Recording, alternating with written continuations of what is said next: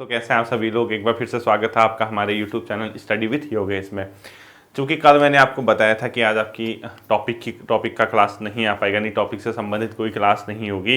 कल चूँकि पेपर है संडे को अपर पीसीएस का और मैक्सिमम लोगों का होगा जो मुझसे जुड़े हुए हैं, तो एक दिन पहले भी क्लास पढ़ाऊँ ये थोड़ा सा उलझन अपने आप में रहती है, थोड़ा सा दिमाग काम नहीं कर पाता। तो चिल रहना है, ठीक है। पेपर ये नहीं कि पेपर है परेशान हैं, भूख नहीं लग रही है, बेचैनी सी हो रही है, ये हरकतें मत करना। आप इतने मैच्योर हो चुके हो, इतने समय से पेपर दे रहे हो, तो इतना टेंशन लेने की ज़रूरत नहीं है। आपकी तैयारी किसी भी लेवल की हो, आपने पढ़ा है नहीं पढ़ा है, आपने कितना तैयार किया है, कितने टॉपिक आपके कवर हुए हैं, इससे कोई मतलब नहीं। आप लोगों ने अब क्योंकि एग्ज़ाम की घड़ी आ गई है, पेपर देने जाइए, ठीक है। मैं खुद जा रहा हूँ पेपर देने, मैंने खुद तैयारी नहीं की, खुद रिवीजन नहीं किया, पता नहीं कब पढ़ाया था क्या पढ़ाया था, फिर भी जा रहा हूं। लेकिन क्यों? क्योंकि एक एक्सपीरियंस होता है, बैठना चाहिए पेपर में। तो मैं आप सभी को एक सलाह दूंगा कि आप लोगों का जिसका भी कल पेपर है उसको पेपर में जाना है, ठीक है। इससे पहले कि मैं अपनी बातें शुरू करूं, आप सभी को हिंदू नववर्ष की ढेर सारी शुभकामनाएं। माता रानी आपका जो भी कार्य अटका पड़ा है, जो भी आपको दिक्कतें हो रही हैं, वो सॉल्व आउट करे और आपका आने वाला समय जो बीत चुका है उससे भी बहुत ज़्यादा बेहतर हो। और आपके लिए जो मंजिल है, आपकी जो सफलता के लिए, आप जिस सफलता के लिए परेशान हैं, माता रानी आपको इतनी ताकत दे कि आपका जो आने वाला नववर्ष है, यानी जो चलेगा आप, इसमें कहीं ना कहीं किसी न किसी तरीके से आप लोग सेटल हो जाएं, आपका करियर बन जाए, ठीक है। तो मेरी ओर से, मेरे YouTube परिवार की ओर से, मेरी खुद की फैमिली की ओर से आप सभी लोगों को सपरिवार हिंदू नववर्ष की ढेर सारी शुभकामनाएं, नवरात्रि की शुभकामनाएं, ठीक है। अब कल चूंकि मैंने एक पोस्ट डाली हुई थी अपना कम्युनिटी टैब में कि मैंने आज क्लास नहीं दूंगा, जनरल बात करूंगा, और मैंने कहा था कि आप लोग पूछ लीजिए आपकी क्या क्वेरीज हैं, आप क्या मतलब चाहते हैं आज की वीडियो में। तो कई बच्चों ने कहा सर उत्तराखंड वन लाइनर करा दीजिए, उत्तराखंड परीक्षावाणी कंप्लीट करा दीजिए। वो तो ठीक है, वो तो मंडे से हम लोगों की प्रॉपर क्लासेस चलेंगी। परीक्षावाणी मैंने आपसे कहा मत पढ़ना, मेरे साथ लेके चलोगे, वन लाइनर जो बच्चे होंगे वो हो जाएगा। और कई बच्चों ने ये कहा सर उत्तराखंड पुलिस का सिलेबस के अकॉर्डिंग जीएस करा दीजिए। उनसे मैंने ये कहा कि स्टडी विथ योगेश 2.0 वाले यूट्यूब चैनल पर जाके देखिए, उसमें सिलेबस के अकॉर्डिंग ही मैं वन लाइनर करा रहा हूँ। 15 मिनट से ऊपर नहीं पढ़ाता हूँ मैं उसको, सिर्फ वन लाइनर कराता हूँ, उसमें समझाता नहीं हूँ, ठीक है। अब आती है फाइनल मोटिवेशन की। कल जो कि पेपर है और कई बच्चे ये पूछ रहे थे, अब कई लोगों को ये भी पता नहीं कि पेपर 1 है 2 है, तो थोड़ा सा अवेयर रहा कीजिए। ये मत सोचा कीजिए कि यार पेपर 1 है 2 होते हैं, कितने घंटे का होता है, ये चीज़ें ये मतलब थोड़ा सा पूछते हो ना और टाइप का लगता है। क्योंकि अगर आप विद्यार्थी हैं, अगर आप किसी फॉर्म को भरे हुए हैं, तो इतना तो पता होना ही चाहिए कि 2 पेपर होते हैं यूकेपीएससी के अपर पीसीएस के एग्जाम में, प्रीलिम्स में।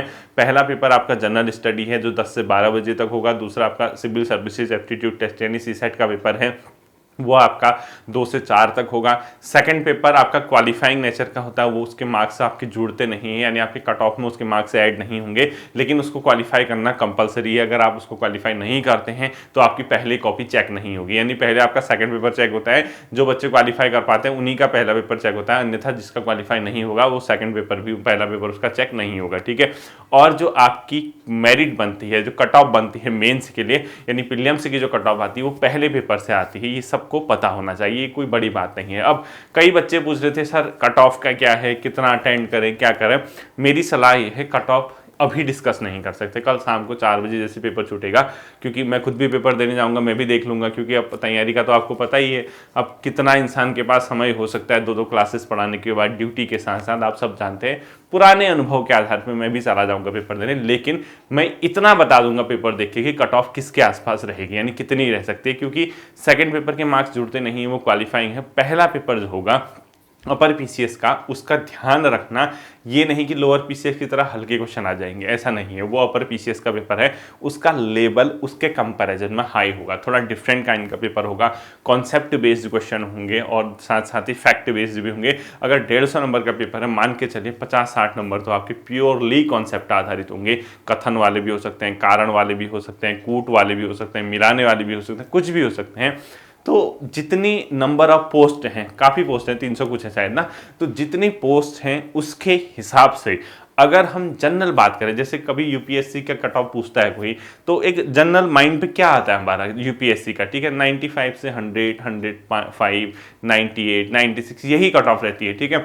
सेम कंडीशन यहाँ भी है। 150 में से अगर पेपर जैसा अभी पेपर देखे बिना जो हमारी उम्मीद रहती है कि इस काइंड का पेपर होगा, इस टाइप का पेपर होगा, न बहुत हल्का न बहुत हार्ड, एक क्वालिफाइंग जिसको करना है, एक कट ऑफ में जिसके आना है, तो इसके आधार पे मैं अगर कट ऑफ की बात करूं तो लगभग मान के चलना 95 से 100 के समथिंग रहेगा। अब ये नहीं कि लोअर पीसीएस की तरह होना, तो लोअर पीसीएस में भी इसी के आसपास था, 100 के आसपास। अब वो थोड़ा सा बोनस वाला जो इश्यू रहा उसके हिसाब से मेरिट में जो है वेरिएशन आ गया। अगर वैसी बात नहीं रहती है, जनरल बात रहती है, तो कट ऑफ आपकी 95 से 100 की रहेगी बिना पेपर देखे। अगर जनरल जो पेपर जो उम्मीद के मुताबिक पेपर आता है, जो हम घर पे उम्मीद करते कि यार ऐसा पेपर आया होगा, इस प्रकार से क्वेश्चन पूछे जा सकते हैं, अगर इस टाइप का होगा तो 95 से 100 के समथिंग आपकी कट ऑफ रहती है। ठीक है, जनरली। अब मैं ये नहीं कह रहा इतनी रहेगी, हो सकता है पेपर बहुत हार्ड आ जाए, 85 की कट ऑफ चले जाए, क्योंकि नंबर ऑफ पोस्ट भी ज़्यादा है। हो सकता है पेपर हल्का आ जाए, 105 भी कट ऑफ जा सकती है, ये तो कोई नहीं बता सकता। औसतन ये मान के चलते हैं 95 से 100 के बीच। अगर आप लोगों का स्कोर 100 प्लस जाता है, क्योंकि पेपर में अगर आप पढ़ के गए हैं तो अंदाजा आ ही जाएगा ना आपको पेपर किस लेवल का है। ये तो खुद आप लोग वहां पे क्या कर सकते हैं, जज कर सकते हैं कि पेपर का लेवल क्या है, क्या पेपर हार्ड लेवल का है, क्या पेपर आसान है, वहां पे जज कीजिए। अगर आपको लगता है कि आप पढ़ के गए हैं, इतना पढ़ने के बाद आपके 100 ही क्वेश्चन बन रहे हैं, 105 क्वेश्चन बन रहे हैं, तो आप कहीं ना कहीं मान के चलिए वो सेफ स्कोर है। और आपको लगा यार पेपर बहुत हल्का टाइप का है, ईजी पेपर लग रहा है, बहुत जल्दी आप क्वेश्चन सॉल्व कर पा रहे हैं, 105, 107, 108 पहले ही अटेंड में कर गए आप, तब मान के चलना आपको कहीं ना कहीं 100 प्लस प्लस के आसपास करना है। यानी किसी भी केस में नकारात्मक अंकों से बचना है, नेगेटिव जो मार्किंग होती है उससे बचने की कोशिश करना है। ये नहीं कि यार मेरे 105, 104 नंबर सही बनने, लगभग 100 प्लस बन गया, मैं तुक्के मार के 110 पहुंचाऊं, 115 पहुंचाऊं, ऐसी गलती मत करना, क्योंकि पोस्ट बहुत ज्यादा है। अपर पीसीएस का पेपर है, पेपर का लेवल रहेगा, हार्ड रहेगा, थोड़ा हार्ड से मतलब मॉडरेट से थोड़ा हाई रहेगा, बहुत ईजी नहीं रहता है। तो इतना मान के चलिए अगर आप 100 के आसपास चाहते हैं तो फिर बहुत सोच समझ के कदम बढ़ाना, बहुत सोच समझ के गोले भरना, क्योंकि आपको ये पता चल जाएगा कि पेपर का लेवल कैसा है। आप खुद वहां पे जज करना पेपर में बैठ के कि किस हिसाब से पेपर पूछा गया है। और सेकंड पेपर का आप लोग टेंशन मत लीजिए, क्योंकि 100 क्वेश्चन आने हैं, 1.5 नंबर का एक क्वेश्चन है, 150 का टोटल होगा वो। तो 100 क्वेश्चन में अगर आप 40 क्वेश्चन कर जाते हैं, उसके अंदर कुछ हिंदी के क्वेश्चन होंगे, वो कुछ तो वहीं भी बन जाते हैं, मुहावरे, लोकोक्ति का अर्थ, और इसके अलावा विलोम शब्द, पर्यायवाची ऑन द स्पॉट बनते हैं वो। ठीक है, कुछ इंग्लिश के क्वेश्चन होंगे, वो भी ऑन द स्पॉट बनेंगे। अब क्या उसके लिए पढ़ के जाओगे। मैथ और रीजनिंग आती है, कुछ क्वेश्चन तो बहुत आसान आएंगे, मैथ रीजनिंग के भी, रीजनिंग भी ईजी बन जाती हो। तो 40 नंबर कहीं ना कहीं धक्का मुक्की करके आपको पहुंचना होगा। और ऐसा नहीं कि यार क्वालिफाइंग है, बहुत हल्के में ले लिया, सीरियसली नहीं लिया, पता लगा उसी ने नैया डुबो दी, वो क्वालिफाई नहीं हो पाया, तो उसके चक्कर में पहला पेपर भी आपका चेक नहीं होगा। ऐसी गलती मत करना। ठीक है, अब देखिए लास्ट और फाइनल मोटिवेशन की बात है। एग्जामिनेशन हॉल के अंदर अब मतलब जाने का समय आ ही गए हैं, क्या बचे हैं बताओ। भी 6 बजने वाला है, इसके बाद आप मान के चलिए कल आपका पेपर है, यानी आपके पास 12-13 घंटे, 13-14 घंटे के अंदर आपके हाथ में पेपर आ जाएगा। तो ये अब जो माइंड पे चल रही होंगी ना कई प्रकार की चीजें, यार कैसा जो पेपर होगा, करंट अफेयर की क्या जो पूछा होगा, क्या स्कीम है, उसकी डेट पढ़ रहे हो, रैंक पढ़ रहे हो, अलग अलग पुरस्कार पढ़ रहे हो, अलग अलग चीज़ें पढ़ रहे हो। अब इतना पैनिक मत लो, चिल करके जाओ, अब जो होगा देखा जाएगा। जो जॉब में है, जो ऑलरेडी कहीं ना कहीं पोस्टेड है, उनके लिए तो खैर हमेशा एग्जाम में एक एडवांटेज होता है, एक मनोवैज्ञानिक जो चीज़ होती है वो उनके पक्ष में होती है। क्यों? क्योंकि वो बिना प्रेशर के जाएंगे, बहुत ज़्यादा उनको टेंशन नहीं होती, जो जॉब वाले होते हैं। और जो जॉब के साथ पेपर देने जा रहा है, जो ठीक ठाक जगह सेटल है, वो क्या होगा ना, अगर वो किसी में गैस भी करेगा वो बैठ जाएगा, क्योंकि वो बिंदास तो हो गया, वहां पे उसका माइंड जो होता है, जो इंद्रियां होती है बहुत ज्यादा सक्रिय होती है, सीधे काम कर जाते हैं। लेकिन जो बेरोजगार है, जिसको प्रेशर है, जिसको किसी भी केस में इसकी अच्छी खासी तैयारी की हुई है, उसके साथ थोड़ा सा इश्यू रहता है, क्योंकि वो जो मेंटल प्रेशर रहेगा उसके अंदर, जो अपने आप में एग्जामिनेशन हॉल के अंदर जो फोबिया जिसको बोलते हैं एग्जाम का, वो जो उसके अंदर रहता है, वो आने वाली चीज भी गलत कर देता है। तो थोड़ा सा इस चीज़ से बचना, थोड़ा संयम रखना। पेपर ही तो है, बताओ इतने पेपर देते आए हो, कौन सा ही आपका ये फाइनल सिलेक्शन है। आपका कल पेपर होगा, उसके बाद आप मेंस दोगे, इंटरव्यू दोगे, तो इसको क्वालिफाइंग नेचर का है, तो उसी के आधार पे देखो, एक क्वेश्चन को बार बार पढ़िए कहाँ पर। और हाँ, यूकेपीएससी की एक चीज़ है, आजकल उसने थोड़ा करेक्शन किया है पेपर में, वो 4 ऑप्शन जब देता है ना, क्वेश्चन पढ़ना ढंग से, क्वेश्चन लिखा होगा। एक चीज़ आजकल मैं पिछले 3-4 पेपरों से उसका गैस किया है, जब वो क्वेश्चन में पूछता है इसका क्या नहीं है, क्या नहीं है, लास्ट में जो भी क्वेश्चन है, यानी नहीं, उसके नीचे वो हाईलाइट करने लग गया। ये बहुत अच्छी चीज मुझे लगी यूपीपीएससी की, कि जब वो कभी क्वेश्चन पूछ रहा है कि ये नहीं है, पहले हम ऊपर ऊपर ही पढ़ देते ना, हमें नई शब्द नहीं दिखता था, तो क्वेश्चन को ध्यान से पढ़ना, क्या वो पूछ रहा है या नहीं है, तो इस चीज को बहुत अच्छे से आप लोग चेक करना। और जैसे बहुत से लोगों के दिमाग में एक चीज रहती है, कई बार क्वेश्चन में क्या आता है, उपरोक्त में से सभी या उपरोक्त में से कोई नहीं। ऐसे क्वेश्चन कम से कम 150 में से मेरी नजरों में 15 से 20 पूछेगा यूपीपीएससी। 15 क्वेश्चन तो पूछने ही है उसने, कि उपरोक्त में से कोई नहीं या उपरोक्त में से सभी, यानी ऑल जो आता है अब, या कुछ भी इस टाइप से कह लीजिए आप लोग। तो कई लोग ये सोचते हैं कि सारा यही होगा, उन क्वेश्चन को थोड़ा बच के करना है, ठीक है, उन्हीं क्वेश्चन में फंसाता है वो। कई लोग ये सोचते हैं कि 15 के 15 में से ऑल सभी वाला लगा लाए, 8-9 बैठ जाएंगे, 7-8 सही हो जाएंगे। ऐसी गलती मत करना, ध्यान से क्वेश्चन पढ़ना, उसके बाद ही क्वेश्चन पे हाथ डालना, और 3-4 बार उसको ढंग से पढ़ना जहां पे कंफ्यूजन हो रहा है। और कभी ये नहीं कि यार हम लोग पेपर देने बैठे हैं, कोई क्वेश्चन हमें नहीं आया, उसी के पीछे पढ़े। समय की बहुत बड़ी क्या है वहां पे समस्या है। 15 मतलब आपके 150 क्वेश्चन है और 2 घंटे का समय है, और क्वेश्चन का जो लेंथ होगी वो भी अच्छी खासी होगी। लेंथी क्वेश्चन भी पूछता है, थ्योरेटिकल क्वेश्चन भी पूछता है, ऑप्शन भी कई तो डायरेक्ट पूछेगा, कई उसमें थ्योरेटिकल आंसर होंगे, तो उनको पढ़ने में समय अपना जो है निकालना है आपने। तो टाइम मैनेजमेंट का विशेष रूप से क्या रखना है, ध्यान रखना है। बिना टाइम मैनेजमेंट के वहां गड़बड़ मत करके आना, क्योंकि बाद में पता लगा 70, 80, 90 क्वेश्चन ही अटेंड कर पाए, 150 के 150 आपको वहां पे क्वेश्चन पढ़ने हैं, भले ही कितने भी आए, ठीक है।